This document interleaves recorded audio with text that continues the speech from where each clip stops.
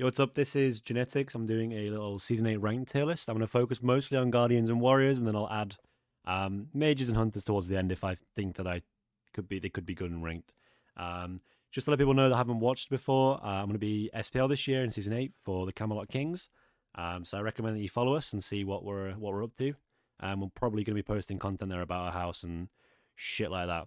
Anyway, I'll just get started and just get fucking tucked in, boys.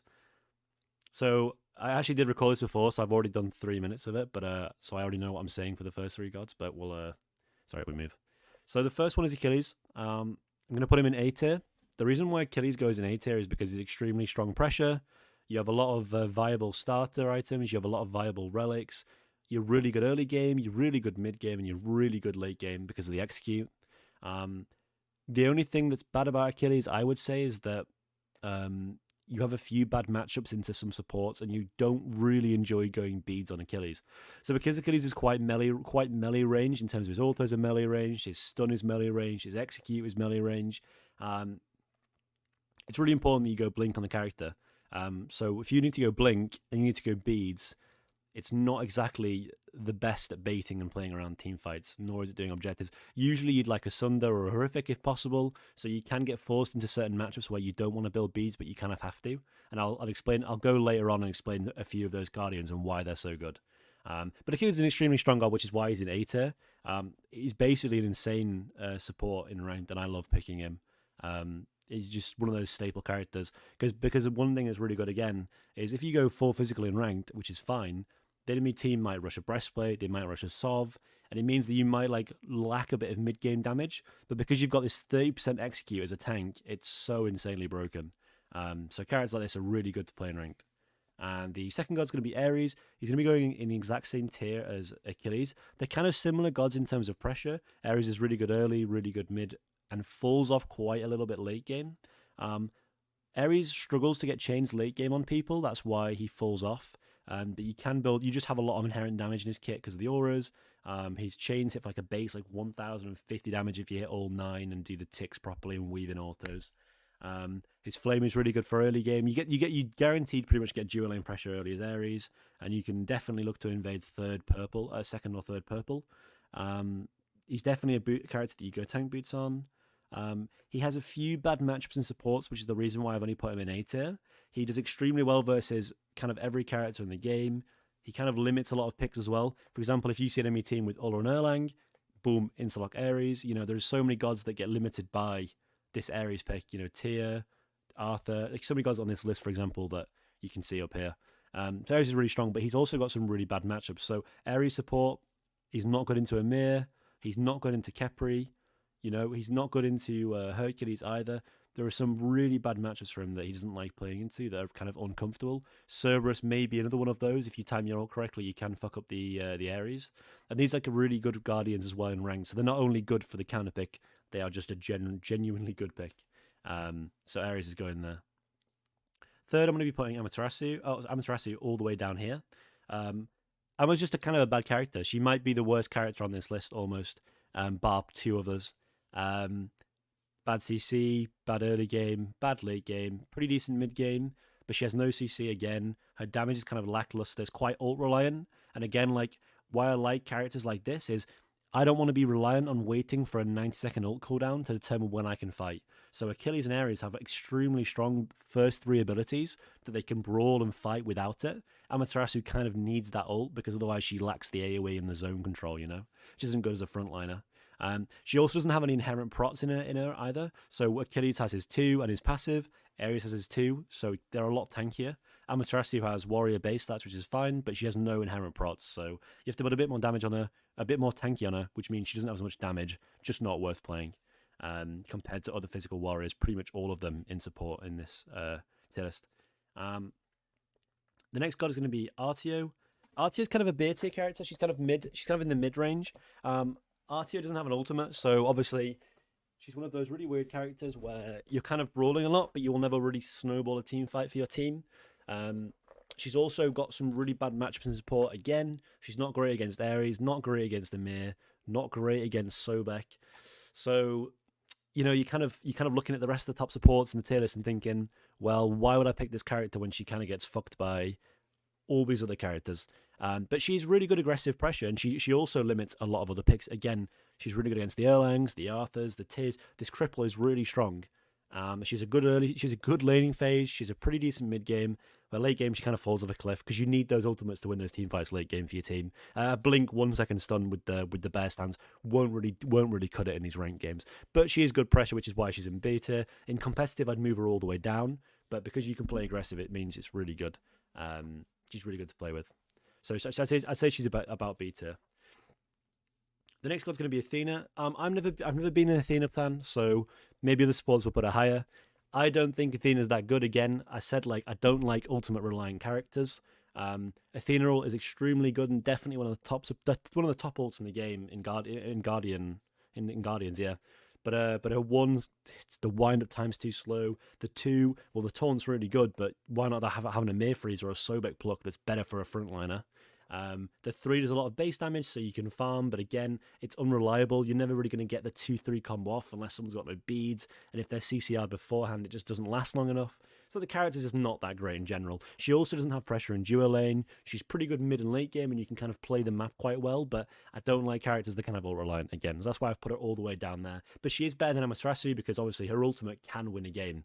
You can definitely gank lanes and kind of farm in duo and then gank solo, and there's no way the enemy support can react to it.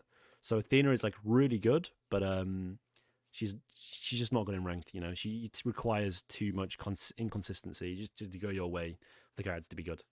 The next card's going to be Bacchus, which is going to be going in beta. Bacchus is probably better than Artio, and had I have more tiers, I'd probably spread her out.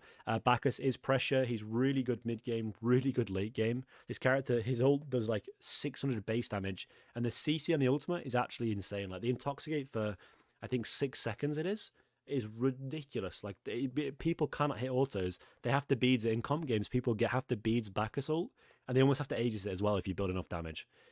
He's really safe as well. You got the jump, which is really good against a lot of other matchups. You don't have to go blink on the character, which is fantastic, but you can.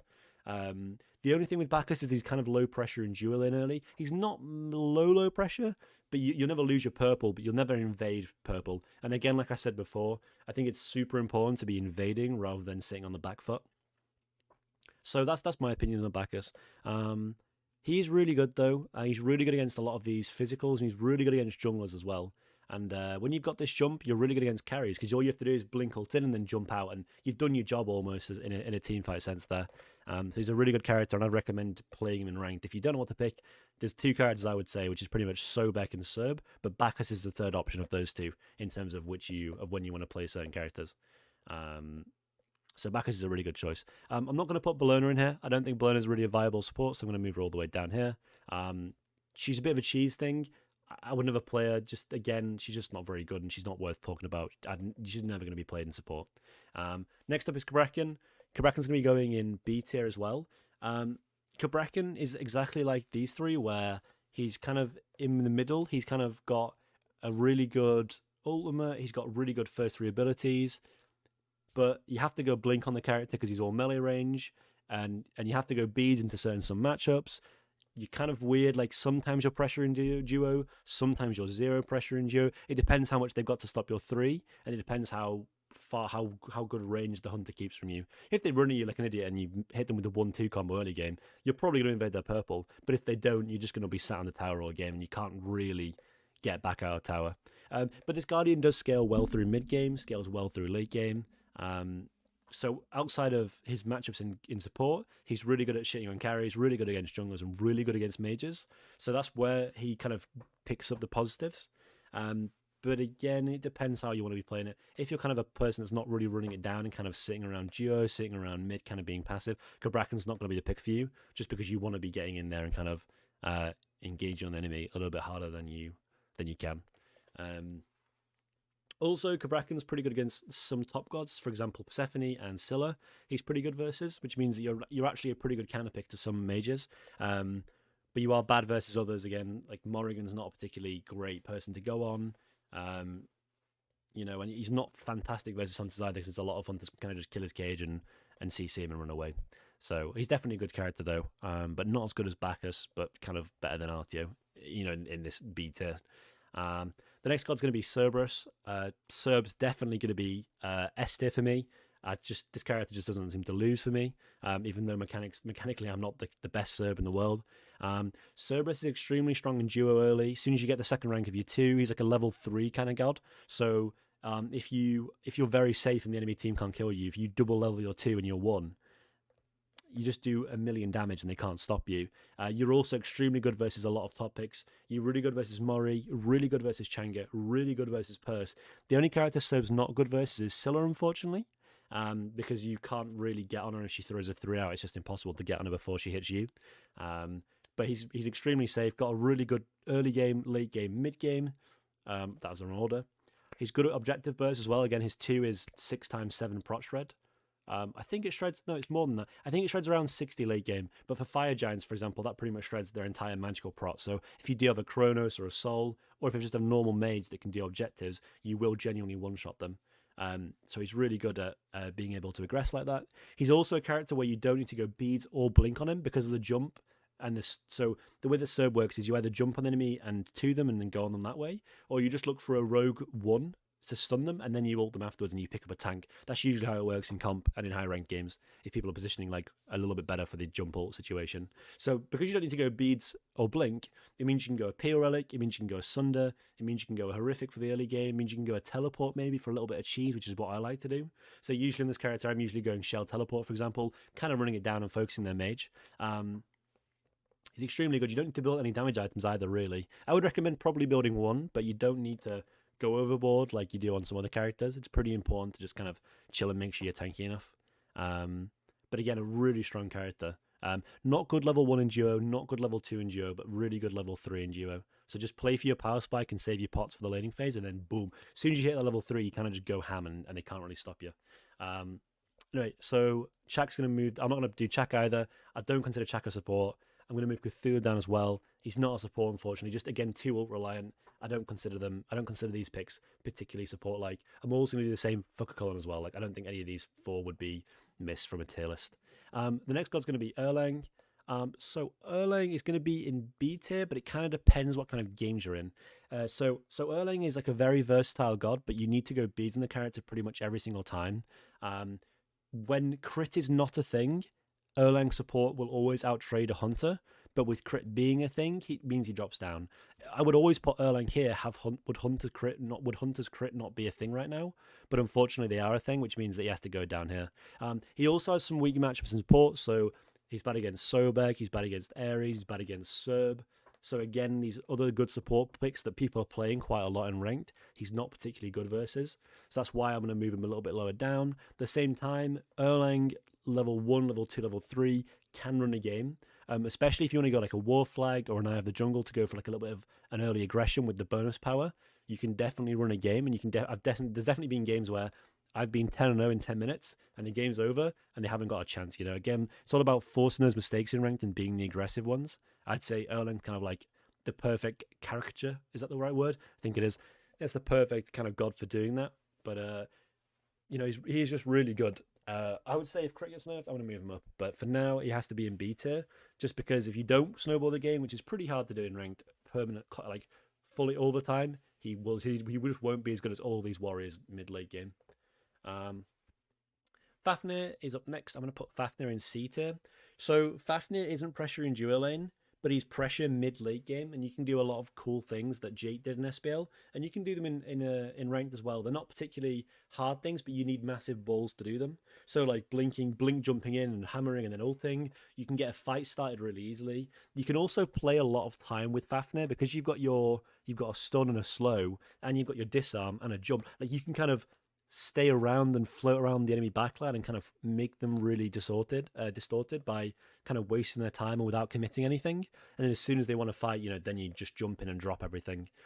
Again, a character that you don't necessarily need to go beads versus. The only bad matchup for Fafnir really is Ares and Ganesh, because Ares can kind of go on the Fafnir and force his ult, and then you can just Ares ult him afterwards. It's kind of a bad matchup in that way. And Ganesh can ult the Fafnir when he's transforming, and it guarantees like 5 ticks of Ganesh ult. And when that comes to late game, with your prots being shredded and all that damage coming in, you can just die off the Ganesh ult. But he's definitely really strong. The only problem with Fafnir, again, is he's not that great early, and in ranked, I prioritize pressure picks a lot. If you watch my stream, twitch.tv co.uk/genetics_. But he's a really strong character though. Bit of a lack of AoE until you ult, so slightly ult reliant, which is why I've dropped him down. I don't think he's as good as the beta. He's got less pressure and he's ult reliant. But when you get to that mid game stage, if you're not behind that much, he will do really well in team fights. Really good at objectives, really good at sieging as well with that 2 and the ult 2. So definitely a really good god. Just a little bit careful of the early game because you can get run over because you have no dual lane pressure at all with that character. So next up is Ganesh. So Ganesh is really weird for me, and I'm going to speak about him first before I place him anywhere because I'm not entirely sure where I'm going to place him. I know he's not the worst god, I know he's not the best god, so I'm looking at the 3 middle tiers. Ganesh is very ult reliant, which is the problem. His 3 is like very single target, his 2 is very strong, his 1 is kind of weak, and his ultimate is absolutely broken. So he might be a C tier character for ranked. But I do think he sits on the precipice of it being in between, just because if you get 1 good ultimate, you cannot lose a team fight with his character. If you hit 2 carries for 400 each and slow them and shred all their prots, again, it's like a 40 prot shred ult from both physical and magical. So your attacks, so everyone that's diving them will be hitting for true damage pretty much. On a low cooldown, again, if you get out of early game, this character is absolutely nuts. It's kind of like another Fafnir situation where his first 3 abilities are pretty good at wasting time, and then his ult's really strong, which is why I've put him in C tier. He's not good early game, unfortunately. If you look at his power spike, level 1, all he can do is clear the wave, he can't fight. Level 2, he's got a dash to run out, and his level 3 is just the same. He has to get a silence that doesn't really do anything early game. So he's not even a good level 1, level 2, level 3 character. He's just good when he hits level 5 and starts roaming around the map. You can go a lot of damage on the character as well, and he has quite a lot of good matches and support because all you have to do is drop the ult on your enemy support and silence them, and if they don't go beads, they're going to die to a carry. So even though it looks like he's bad against some of these characters, he's probably pretty good against all of them. I'd say maybe Ares, he's kind of like got a really weird matchup because if the Ares ults the Ganesh without beads, then the Ganesh dies. But if the Ganesh goes beads and focuses the Ares will do nothing every game, But then again, Ares is better early game, so maybe it's too late before the ults come online for that to even matter. So that's why I've put Ganesh down there, but I do think he's a pretty strong character. He just needs to get going, and that's kind of what I don't like in ranked. Next character is going to be Geb. I'm going to put Geb all the way down here. If I can move him across. Apparently I can't. I'll keep it. There we go. So Geb is really low pressure, and he's very, very blink reliant. Blink's a 140-second cooldown, so 2 minutes 20. I mean, if you're having to fight every 2 minutes 20, you're going to be struggling. You can't really snowball a game with that. His level 1, level 2, level 3 in duo is pretty bad. His ultimate's extremely strong, but again, ult-reliant characters are not the way to go in ranked if you want to win games. And for sure, he has some good situations. He's very good against junglers. He's very good against hunters because of the crit meta. His passive is literally reducing crits by a quarter. So he doesn't even need to go spectral. So he can, get away. He's basically got a free double spectral in his kit. He's extremely strong, but he's just really low pressure. The shield can be quite good if you've got an assassin diving. So if you've got a Set or an Erlang playing aggressive, it's really good for them to win the 1v1. But again, we're talking level 12 onwards here, which is where ranked very up in the air early game. If you can be the one to set the pace of the game, people are going to struggle to deal with you. So that's why I've put Geb down there. But if you get away with the early game, then he's definitely really good. So if you, for example, Geb against Ganesh is really good. Geb against any of these low pressure characters, I'd say probably wins the matchup. But the fact that there's so many high pressure characters means that he's going to lose every other matchup in the game if he doesn't get a low pressure matchup. Next up is Guan. I'm not going to put Guan in this tier list either. I know he got played in SPL last year by Aurora, but I don't think this character is ever going to be good in support. I mean, you know what, dude? I'm going to put... Maybe he is. His 3 is really strong. His 2 is really strong. His healing is kind of meh early game in support. You haven't really got the mana to sustain it. So if the character was to be placed, I would say the character was probably going to be in D tier. He's a physical, so you want to snowball the game. And again, he's very ult-reliant. And you can't really build that CDR and support like you can in solo. So, again, he's kind of this character where I don't think he's that great. So I'm going to put him in. I'm going to put him in D tier for support, just because you haven't got the MP5, you haven't got the cooldown to make him broken like he is in solo, and then late game he doesn't really scale enough, he doesn't do enough damage to tanks, his damage is kind of inconsistent to squishies as well. I just don't like the character, you know. He's not that great. Also, he kind of gets shagged by Cerb, by Ares, by Achilles, by all these top guardians that I'm going to be putting in right now. He kind of gets run over. So I don't really find him that valuable, which is why I put him in D tier. Hades, again, not a support, so I'm going to move Hades out. I don't think he counts. I think people would agree with me there. And next up is Hercules. So Hercules is going to be A tier. Herc is quite a hard mechanical god, so with this tier list in mind, I'm thinking if you're playing at a decent mechanical level, if you're gold, Hercules is a little bit more difficult. There are a lot of combos with Hercules, so obviously the way his one, you can push and then pull, you can pull and then push, you can pull with his two, and then you can blink and then you can push and get like a triple distance kind of thing. So he's quite hard, and that 2 is like a very short radius. That 2 is not like a very big thing, you know? So hitting it consistently is quite difficult, and that's why you don't see Herc a lot at lower levels, but you get to see played like quite a lot in solo, quite a bit in support. He's really good early game, he's really good late game. You do build blink on the character, but I don't think you have to. Just because just if you go regrowth, it means that when you press 3, you're so fast running around that people can't run away from you anyway, that you basically have a blink with the 3. So it means you can go beads if you need to into an Ares, for example, or a Cerb. It means you can just kind of go a lot of the relics. So Sunder if you hit a combo, Horrific to dive the backline, Shell to peel for the backline. He's very good at peeling, very good at killing, very good at everything, really. The only thing with Hercules I'd say is that he's got some bad matchups into some Guardians. So again, it's the usual suspects, you know, Cerberus, Sobek, Ares, Wizhimoja, these kind of top 4 Guardians, I would say, which really, really just don't favor Hercules at all. You could say that he lacks damage late game as well, especially against tanks. He's very combo reliant, but he's just a really good all-round character, and you can definitely run the early game with his character. He's definitely super strong, which is why I'll put him in A tier. Definitely one of my favorites. So next up is going to be Horace. Listen, his character's bad. Horace is extremely ult reliant, which I said I don't like in ranked, a few times. It's just not not really great, is he? His 1-2 combo in melee range, his 3 is pretty good, but the heal's kind of only 250 heal's not that great for support compared to like Wizhimoja that heals 130 every single time she 2s and can do it like 10 times.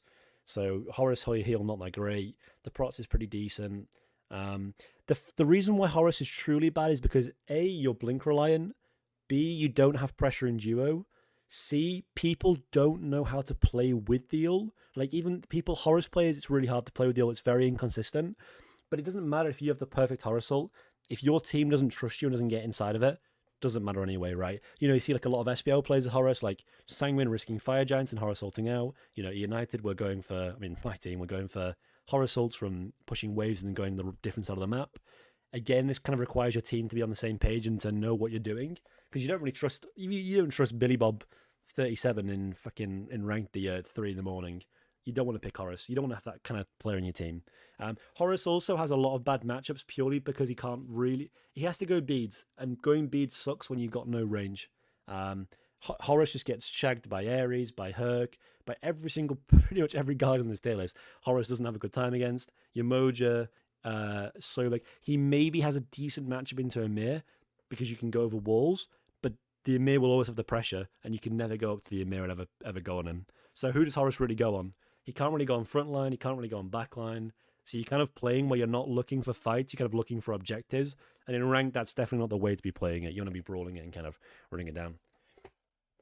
I'm going to move Yorm down as well. I don't consider Yorm a viable support. I think these 6 are pretty obviously not good. Khepri, I'm going to put into B tier. Khepri is lower pressure than a lot of these other Guardians, but he's not ult reliant. His 1-2-3 are extremely strong. The 1-3 are good for peeling and good for crowd controlling enemies. The 2 is really good for peeling. insanely good. Again, like a 25% prot reduction and a 30% damage mitigation on your allies means that they're getting hit for nothing. So this character does extremely well versus a lot of mages. Changa, you can force a 2 with. Morrigan, you can just drop your 2 on the backline. They can't do anything. He isn't great versus executes, which is one thing. Obviously, the executes for the ult, you can get focused a little bit. But that's perfect, right? That's what you want as sport. You want your carries to be free casting. If they're going on you, great, you know, you're taking a lot of damage and your team should be carrying team fights from it. The only reason why he's in B tier is Khepri is really, really good in comp because you can go beads. But in ranked, you don't really want to go beads because it's very low pressure. Blink is a 20-second less cooldown than beads, which means that the person with blink will always be forcing the issue 20 seconds more often than the person with beads. So, like, for example, Khepri will lose pressure against Serb, and Serb can ult him and CC him and focus the Khepri, and the Khepri can't really do much without beads. So on Khepri, you always have to go beads, which means you don't have a lot of pressure. So, again, lower pressure than a lot of these other characters here, but the best out of the low pressure. Because once you get Boots and Thebes online, you're so hard to kill, and you have so much crowd control and so much engage that you can go any other relic in the game. You can go Sunder to kill a tank with, you can go Blink to force beads, you can go a Shell to peel.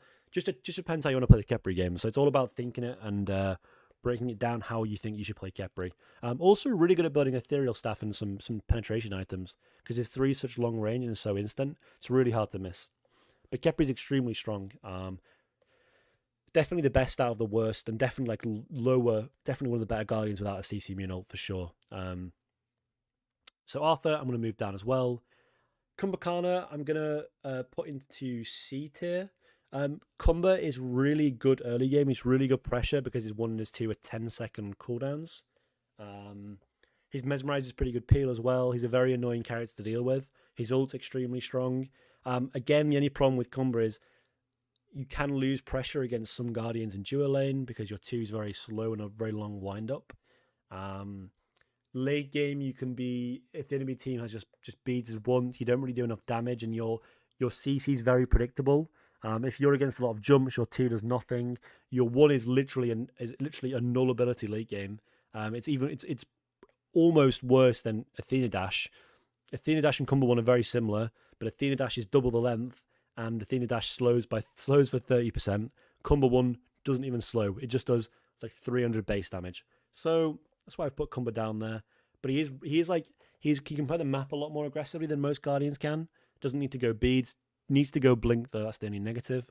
But I would say overall a pretty decent character, but not something I would ever play to carry a rank game with.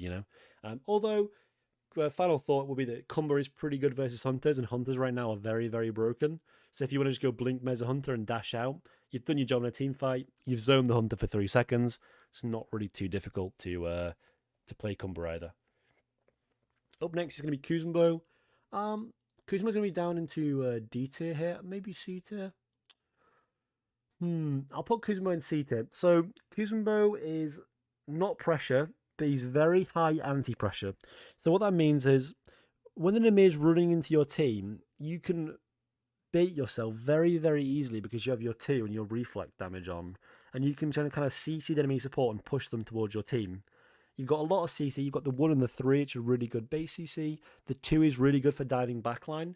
But the only problem with this character is that Thorns got nerfed and Anti-Heal got nerfed. So before, the old Kuzmo build that I used to run SPL was that you'd go Tank Boots into a Thebes, into a Pridwin, and then you'd go into a Divine Ruin. And Divine Ruin's been nerfed now from 40% down to 30%. And Thorns has been nerfed from 40% Reflect down to 30% Reflect. So the enemy's healing 10% more, and they're taking 10% less damage from your reflection. So all that added together means that before, where carries would be scared of you, now they can almost live through your damage. And especially when a Heart Ward's built in this game, Heart Ward again is good against Thorns because it's magical damage, and it's also good against Kuzumbo's ticks. It's really good at dealing with that. Also, Compassion should be insane versus Kuzumbo because you're reducing it down by 10%. So when these ticks are hitting you, it's going to be reducing it down massively. There's just no way Kuzumbo can actually do anything unless he goes a lot of damage and solo as a jungler. You're not good versus Hunters, you're okay versus mages, and you're good versus junglers. But Hunters, again, right now, in my opinion, are the best class in the game. And if you can't deal with them, you shouldn't really be playing the character in ranked overall. Mulan support, I'm not even going to leave the character in here. I don't think she's viable. I don't think she'll ever be played. Nike, same. Again, just too ult reliant. Not good enough. Not good enough in my opinion to compare to what other warriors are. Odin, I will put in here just because I know a lot of people do play Odin, but I don't think he's particularly amazing. Quite ult reliant. Quite low pressure. Insane ult. That's all he's got going for him, really. Quite blink reliant. Needs to go beads in a lot of games because his abilities are quite slow. His 1 and his 2 kind of require him to jump in to do damage, which is kind of awful on support. Like, you don't want to be committing that much stuff to kind of hit carries. You'd rather play a ranged character than Odin. So again, he's just not very good. I'm going to put him in D tier because of that. I just don't like him. But he's a viable support. He has been played before. He could get played this year. He is getting a buff. He got a buff on Tuesday. Tuesday the 23rd of February this year. But I just not liking him right now. I'm not gonna lie. He's not one of the best physicals. Doesn't do a lot of damage to tanks. Doesn't do a lot of damage to squishies. He's just not great, you know. Osiris, I'm going to move him down again. I don't think he really counts as a viable support. And also the last one that's not a viable support here is going to be Vimana. So I'm going to move Vimana and Wukong are going to be moved down. I think the rest of these 7 should be viable supports. Next up is going to be Sobek. Sobek's going to have to go in S tier. As much as I don't like playing this character because he's quite easy and quite boring, this character is always good. There's never a bad Sobek game. Sobek does well into every single other top support. Maybe albeit Amir, just because Amir can wall off his pluck and kind of wall off his ult and has better pressure in duo. Sobek has again this very high anti-pressure where he has very high pressure, very high anti-pressure. So if I'm playing an Erlang and I'm walking into a buff invade, I have very high pressure because I can walk in first and kind of go on the enemy. But I can't really stop people running at my team, right? With Erlang, all you've got to stop them is a route. You can't really use your 3 to stop them because then they'll go on you. Sobek can walk at people, and the pluck is such a strong crowd control and such a strong peeling ability for himself that he will never be in trouble, and he can just pluck off one person. He can force beads really easy. He can force Aegis with his ult really easily. He can force relics really easily. He doesn't need to go blink either. You can go blink, and a lot of people do. You don't have to, because again, the threat of you being there is already enough, and people have to walk in, especially when you're sieging, when you're doing objectives, when you're fighting around corners. If you get a sentry every single time on this character, he's always pretty good. Again, wins a lot of matchups. Only thing with Sobek that's really not that great is that you don't have pressure in duo, and you're never really able to solo. You can't really solo carries. You can always do about half their health, but again, if you're getting carries to half HP, then your warrior, your jungler is always going to kill them anyway. So it's not really like you need to solo carry the game, but you will always do a really good job on Sobek. Also, kind of easy to play, not going to lie. The pluck's slightly hard to hit, but the 2, the 3 are really easy. The ult's extremely easy as well. So the pluck is the only skill shot ability, and just play a bit of the character. So Sobek's super strong. Sylvanas is going to be in B tier. Sylvanus is similar to Khepri, but worse. He's quite ult-reliant, but his 1, 2, 3 are pretty good for peeling. He does quite a lot of damage. You do have to go blink on the character. You do have to go beads quite a lot of times. So what I find myself doing is I go beads and blink, and I usually go triple defense, triple offense.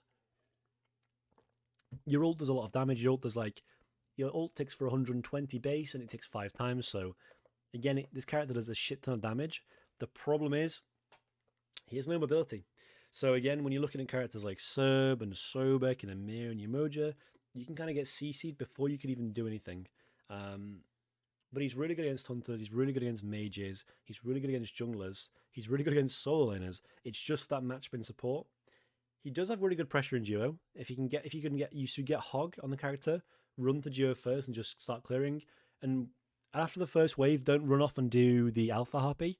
Just stay in lane and abuse your clear.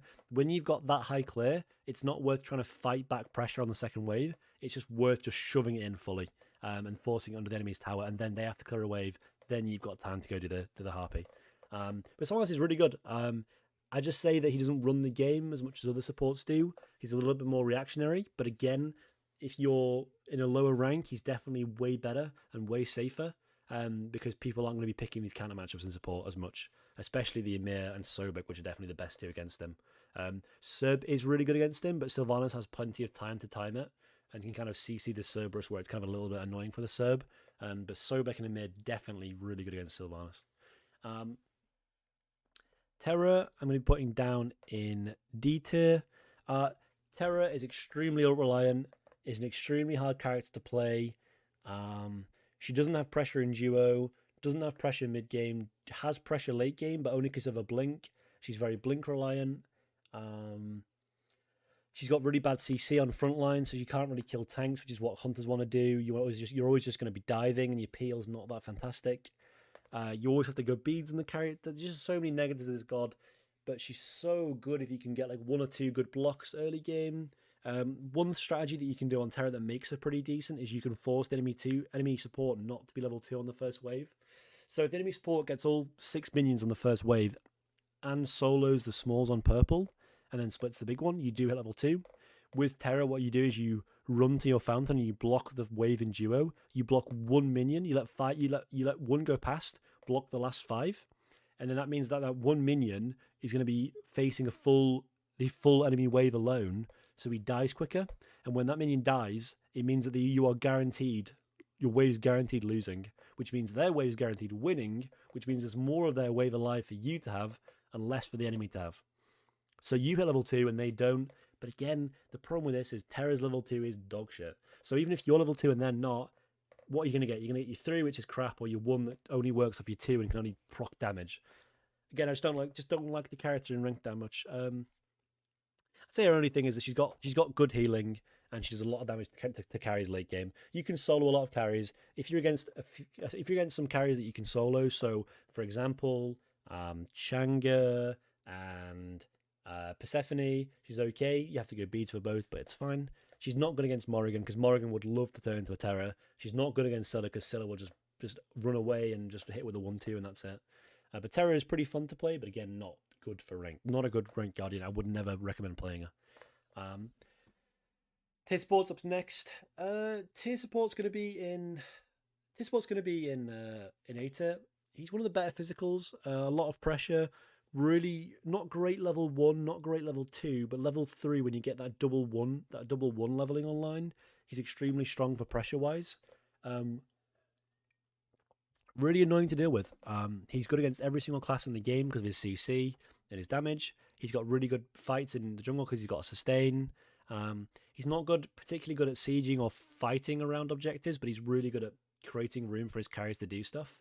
The only thing with tier that I'd say is that, again, he's quite build reliant, so you have to get your build online for him to be really good. You can also get turned on quite a lot. Like if you're having to save because the way tier works, right, is you just dash on, you just turn into yellow stance, you 1 them, then you 2 them, then you auto, then you turn into your blue stance, and then 1 them and then 2 them, and then you hit them for like 1,000. The problem is, if another tank is looking at you and you're going on that one person and you get CC'd, you have to use both those dashes to run away, and then you've got no damage. And then you've got no range either. He is quite blink reliant as well, which is a problem, but you can do a lot of nasty builds because his 3 gives you prots. It gives you 50 prots if you're in blue stance. It means that you can play very aggressive, but you have to go beads blink on the character. So you have to go rogue dagger, you have to go wing blade, you have to go mantle, like all these kind of annoying things that you have to build until you can get really online, but really good for snowballing games for sure. Just kind of a really weak late game, but a really, really strong mid game, which is where tier kind of excels. Especially in like Pro League when you see Jake play it, mid game tier is almost unstoppable. Has a few bad matchups in support. So Ares is actually really good against tier because tier can't fearless or blue stance 1 him because Ares can just 3 and he immunes both. Also, his beads can be forced quite easily. Tier is pretty good against Wizhimoja, pretty good against Amir, pretty good against Serb, but I'd say Ares and Sobek kind of do the best against tier. If I was to counter pick a tier, would be those two. Those two kind of make the most sense with dealing with the character, just because you can kind of fight him melee range before he gets on you, and you do too much damage and CC him too much for him to kind of get on you.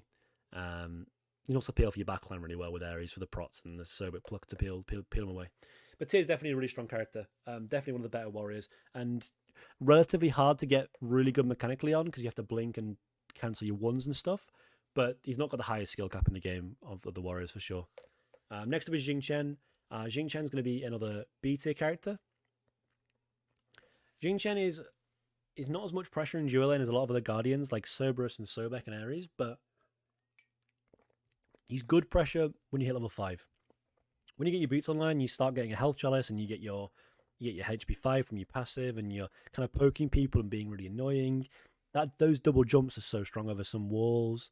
You can force beads, and again, the best thing for Jing Chen is his one just shuts down hunters. His one reduces hunters damage by so it goes from 30. It goes 30, 35, 40, 45, 50 is in like the ranking of the one. And you can go mirrored in and you can double one someone, and it reduces the damage to 0 on their autos. But even if you don't double one, if you just single one, reducing enemy hunters damage by half means they actually don't do that much damage. You know, it's basically making them their crits not a thing. With just one ability, he's really good at poking out mages as well. Like with the HP 5 and the health tries, people don't really want to touch you because the problem is you're healing so much that it's not worth them investing mana into you because you're regenerating health faster than they're regenerating mana. The only problem with Jing Chen is he's really bad in duo, level 1, level 2, level 3, level 4, level 5. He's kind of slow. His ult can be reacted to kind of easily. He's kind of blink reliant as well because you don't want to be using both jumps to get in. You want to be using that blink and then jumping out afterwards. Those are his negatives, I'd say. But he has like some decent matchups into support. Jing Chen generally pretty good into Wizhimoja. Pretty good into Hercules, pretty good into Achilles, pretty decent into Ares, but kind of a weird one. If the Ares hits the chain, it's kind of interesting. Good against Khepri, good against all these low pressure guardians here. He's good against every single one of these ones. Again, he's like the Khepri where he's got more. These three are very similar. They've got more pressure than these guardians, and they do better, but they lose very hard in matchups to these top supports. But Jing Chen's like the magical version of Terra, in my opinion, anyway. I think they're quite similar characters in the way that you play them and be quite annoying with holding your dashes and like messing up the enemy backline. Next was Wizhimoja. Wizhimoja is definitely S tier. Probably the strongest god in the game right now in support. Not super strong level 1 or level 2, but extremely strong level 3 like Cerberus in dual lane because a 1 hits so hard. You need to go hog on the character, which kind of sucks, but it doesn't really matter too much because you need to guarantee lane pressure. You can solo carries with this stuff. Your ult is extremely good against tanks, extremely good versus squishies. Her 3 is amazing for peeling. It's amazing for engaging. You're not blink reliant. You are beads reliant though. Again, like you have to go beads on Wizhimoja, which is the only negative of this character in comparison to Serb and Sobek. Sobek relies on blink. Serb doesn't rely on anything. Wizhimoja relies on beads. Just because she can get into a few bad matchups. Wizhimoja's only bad matchup is Amir. Wizhimoja's really good against Ares, Khepri, Sobek, Tyr. She's bad against Cerberus maybe because Cerb forces her to go beads, but again the Wizhimoja doesn't really mind going beads because you've got so much healing and shields and sustain and poke. You don't need to go an aggressive relic. You don't need to go any peel relics. So that beads is very selfish and it means you can play a lot more aggressive. So the Cerb is kind of baying himself by making the Wizhimoja go that way. So that's why I think Wizhimoja's a top pick. The only thing with Wizhimoja that's quite difficult is she's quite a high skill god. Using the 3 is extremely difficult. Making sure you're hitting those stuns consistently on a 1 is really hard. I'd say as well, knowing when you should be using your 1, knowing when you should be using your 2 in a team fight is really important. So she's quite a difficult god. She's a lot more difficult than Serb and Sobek is. She's probably one of the high reward characters, but a lot higher risk because you can miss a lot of stuff and do nothing. You need to control your Omi a lot better than a mana bar because it regens, faster, but it goes out, it depletes way faster. And building wise, it's quite difficult. There will be a Wizhimoja build update on my channel within the next month that I can post. But for now, the old one that I had is a little bit out of date. Building CDR and controlling mana and how you want to build her is a little bit interesting. But Lotus super strong, Thebes super strong, Sentinel's Embrace super strong, and then you kind of tank enough at that point anyway. But a super strong Guardian for sure. And the last on the tier list is going to be Amir, and Amir's going to be in S tier as well. So Amir again has a lot of really good matchman support. He's good against Sobek, good against Wizhimoja, good against Sylvanas, good against these warriors like Herc and Achilles and Erlang. Amir just has a few bad matchups. Amir's kind of bad against Cerberus, kind of bad against Sobek. Basically, Serb is basically Amir's biggest matchup, where the Serb's not having too much fun. Because the Amir's quite melee range unless he's playing with his wall, and the wall doesn't do anything against Serb because the Serb can just jump out. And then if the Amir ever walks melee stance, close enough, the Serb can just stun him and then ult him, and Amir doesn't want to go beads ever. So Serb can just kind of play around with the Amir. But anyway, Amir super strong against everything else. Also with the wall limits about half the characters you can play in the game. Just off the top of my head, he kind of counters about 5 hunters. You can block off hunter autos and just stand there and focus the mage. Depends how good you are. The wall is quite a hard ability to use. When to take it down, which angle to put it at, what you're blocking. Can you block ults, for example? With a Amir wall, you can block Achilles, you can block Dancer ult, you can block Hercules. Like all these ults in the game, you can kind of stop. So he's quite a high-skilled god, but he's also quite... The rest of his kit's very easy, it's just the wall is quite difficult. He's not a blink-reliant either, because the wall is such a long range, you don't need to go blink. He's a super all-round good character. Good pressure early, good pressure mid, good pressure late. Only problem of Amir, he's immobile. Again, like that's what I'm saying with the Serb matchup. If they can go on you first before you can go on them, you're a sitting duck in water, because your ultimate roots you. Your wall is good for peeling, but if you're forced in a weird position where the wall's not good, then it's not even going to peel for yourself very well. Compare that to like an Amir being aggressive can place walls in the exact position where he wants to, and Amir being aggressed on has to throw it under his feet, and that might not even block the enemy in, so they can just kill you in the meantime. But yeah, extremely good god. A lot of good Amir plays in the SPL as well. I imagine this character continuing to be a top pick next year in SPL. And yeah, I think that should be pretty good for the Guardians and the Warriors. I'm going to quickly add in a few assassins that I think are viable in support, just to make sure we get them covered. Fenrir being one of them. Any other supports in here that I think could be good. The Warriors can the Warriors can stay. That's fine. Any other hunters? I do think I'm going to add Onher in here. Again, slightly troll, but I do genuinely think the character's really good in ranked. Any that I'm missing? Any mages now? Let me toggle off everything real quick and see what mages there are. Not Raijin. Perhaps Knox is the only one that I'd add in. I think Knox is the only one that I'd add in, and Knox would probably be here. So, the last 3 gods that I added were Fenrir, Onher, and Knox. So we'll start with the best one, which is Fenrir. Fenrir is an extremely, extremely aggressive god early game. If you max the 3, then the 1, your 3 will do genuinely 700 damage to a carry when it's fully ranked at like level 10 or level 8 or whatever. Level 10, sorry. And there's just nothing really enemies can do about it. He does have a few bad matchups in like... Fenrir is not great versus Cerberus, but everything else he's really good versus. He forces every single Guardian to go beads. So you see, when I've gone through this tier list, right, I've mentioned every step of the way which characters like to go beads, which characters don't. Doesn't matter for Fenrir. If you don't go beads versus Fenrir, you're going to die. Fenrir goes horrific Sunder. He jump stuns you, Sunders, ults you. You're dead. You can't. No tank can survive a crit hunter with Sunder. You're just dead guaranteed. So Fenrir's really good late game. He has like a really weird transition though from early game. Early game, he's not good level 1, level 2 in dual lane, but level 3 he's really good when you get 2 points in the 3. He's really good at full boots because he can solo a jungler. He can force speeds the entire time. He can run it down, especially in a good matchup like against Hebo, for example, or against I'm trying to think of an example like a Scardia. Like these characters that can't really stop his brutalize. He's really good. And then late game, he can start building Pridwin and Shifters and Cactus Shield and Mantle, and his ult starts becoming extremely tanky, and his Pridwin proc becomes very large. It gives him this extra CC that he kind of lacks, and he's very good at killing tanks, very good at killing squishies. Also, he's a really good early game in dual lane. If you go either jungle in dual lane and you one-shot purple buff with his 3, you can get a lot of pressure early game, which you can't usually get with a lot of other Guardians. Also, doesn't need to go beads, doesn't need to go blink. So you can go the Sunder, the Horrific, the Shell, the Teleport maybe, which is what I've been liking. Little Teleport Fenrir gank. But he's a really good character all round. Not a lot of bad matchups. I'd say the only thing for Fenrir that you have to be careful of is if it's not a good brutalized game, your first 3 abilities kind of bad. Your 2 isn't really that great. If your 3 can't get on anyone, then what's the point in leveling it? The 1's pretty good, but it requires you to jump in, and the ult's insane. So just think about that when you're playing Fenrir. Is there someone that I can brutalize and kill, and then you play the character? So next I did on her. On her is a hunter, but he has proc shred, and he has insane CC, an insane damage, an insane early game, an insane mid, an insane late game.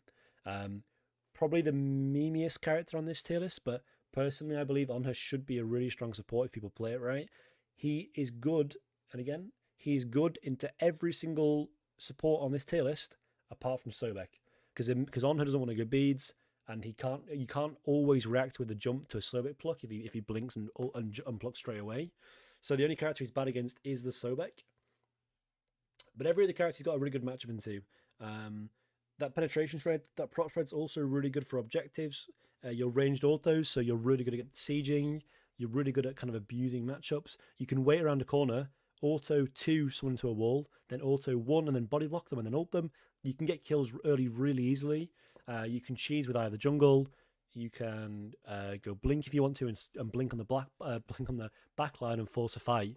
I just think he's really good. Again, maybe a little bit lack of AoE. His 1 is his biggest AoE, again, which is like a 7-second slow. It's not like an Amir wall or a Wizhimoja ult, but it's pretty good, and if you're using it a lot, then it's really good. There's also a lot of bruiser items that are really good right now, so Berserkers is really strong, Shifters is really strong. These physical items make physical supports really, really good in the early game, and they're giving him prot and power and pen. And if you build a few damage items and a mantle, you're kind of getting to a spot where you're a bruiser on her who's got 2 crit items and 30% penetration, and you're hitting half as much as the enemy hunters are, but you're also hitting a tank for like 150 late game every second. You're going to be able to kill tanks and backlines with a build like that. So I think he's super strong. And finally, we have Knox. Knox is low pressure, but Knox has a lot of really good matchups that people don't know about. So Knox is super hard to play, and she's low pressure. That's why she's put in C tier first off. But her ultimate is really good versus diving sets. Like, for example, diving Apollos. Her ult reduces damage by 50% on the people it hits. You get a big ult, you win a fight. Her combo is really short cooldown, but it's really hard to hit. She's quite safe with the dash as well. She's got 2 forms of CC immunity, because let's say an Ares blink ult you, right? All you have to do is dash in your ally. As long as they beads, you both get out. Or you can just ult it. She's really good against Ares. She's very good against Cerberus. Again, Cerb can't really ever go on her. If Cerb wants to use this too, like a little Knox combo comes up, nothing she can do. Cerb wants to go in, just throw a little Knox one out, cripple him. He's going to get poked out. He has to ult. Wizhimoja again wants to go beads, but if you've got a Knox one coming at you every 10 seconds, and it's hitting you and poking you out, and the enemy team is following up off of it, it doesn't matter how, if your beads are up or down, they're going to be forced, and the next time around when they're down, you're dead. But again, she's low pressure. You want to be going binding, Thebes, Pridwin, that kind of style. A little more damage, like a Relativity or a Mirrodin late game. She's got a lot of good matchups and support. She's really good with Sunder as well. Like, I would say typically beads and Sunder are what I usually go. If you're against like a Fenrir, usually going beads is pretty good. If not, you can just go like a Shell and a Sunder, horrific Sunder maybe just to slow the enemy. Again, it's all about forcing beads with Knox. So if you can horrific them and force their beads, and then wait 2 seconds, their beads down, boom, hit a combo, they're dead. So she's really strong. She's just quite hard mechanically. Probably one of the hardest mechanical gods on this tier list, just because you have so much room to repeatedly fire abilities. That's why I think she's pretty strong. But anyway, I think that's the tier list. I think everything here is, I'm pretty sure I'm happy with everything. Nisha, I'm not even going to include. I don't think she's a support. She's not good pressure. So if anyone's wondering about that one, that's why I've not put her in there. And I don't think anything else is a support unless I'm missing it. I guess Aphrodite would be down here just because it's fun to run down with dual lane. But I would say these two, for example, these two would be all the way down here if I was to add them. But I genuinely don't see anything else in this tier list that I think would be even conceived as support, unless I'm being really dumb. Aphrodite, super good at running it down in duo and super good at running it down in mid. If you stick with one person, just make sure you're not against a warrior, otherwise you can get run over early game. And Nisha's really bad early game, but really good mid-late game, and you can force speeds really easily. Just to give like a little note on those two. But yeah, that's the tier list. I think I'm pretty happy with that. If you have any questions or any any little additions that you want to be added, you can put them down below, and I'll respond to every single comment. So just let me know if you want to know something, I guess. Anyway, that's the tier list. I think that's quite a big one. But there you go. Enjoy.